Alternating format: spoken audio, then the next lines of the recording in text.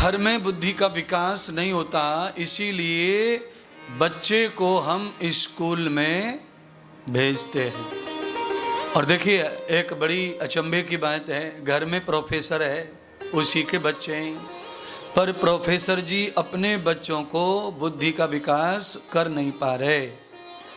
दूसरे के बच्चों को पढ़ाने जाते हैं, नौकरी लेते हैं, तनख्वाह लेते हैं, पैसा लेते हैं, अपने बच्चों को दूसरे स्कूल में भेजते हैं, तनख्वाह देते हैं। क्या लीला है ये?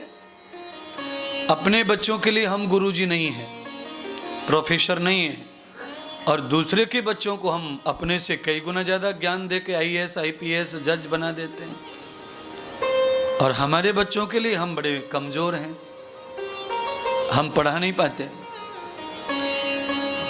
और हमारा ज्ञान उनकी बुद्धि में उतरता नहीं है। इसीलिए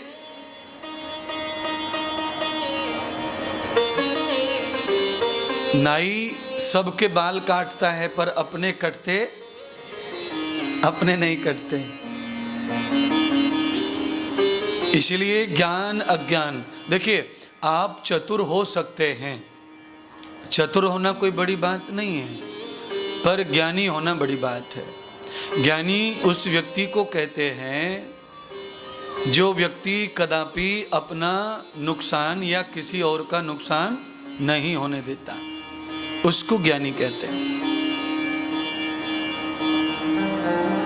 अपने व्यवहार से वो कभी नुकसान नहीं होने दे, वो ज्ञानी है। कैसा नुकसान? तो कहा आर्थिक नुकसान, शारीरिक नुकसान, सामाजिक नुकसान, आत्मिक नुकसान, मानसिक नुकसान, बौद्धिक नुकसान, 6 प्रकार की हानि और लाभ होते हैं। आप आते नहीं सत्संग में तो कैसे समझ में आता कि 6 प्रकार के नुकसान होते हैं? पैसे का नुकसान हो गया, केवल इतने से नहीं काम चलता। पैसे का नुकसान होने के बाद 5 जगह वो निशान छोड़ जाता है। जैसे ही पैसे नुकसान में चले जाए, घाटा पड़ जाए, चोरी हो जाए, तो पता चलते ही शारीरिक, मानसिक, आत्मिक, बौद्धिक नुकसान हो जाता है। आदमी मानसिक रूप से दुखी, बौद्धिक रूप से दुखी, आत्मिक रूप से दुखी और शारीरिक रूप से दुखी हो जाता है, और सामाजिक नुकसान हो जाता है।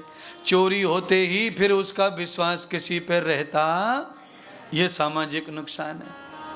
देखिए आप आए घर बार छोड़ के तो ऐसी बातें सुनने को मिलती हैं, टीवी पर टाइम देते हो तो सुनने को मिलेगा, पर जब हम बहुधंध में लगे रहें तो वास्तविक ज्ञान का कभी भी अनुभव होने वाला नहीं है।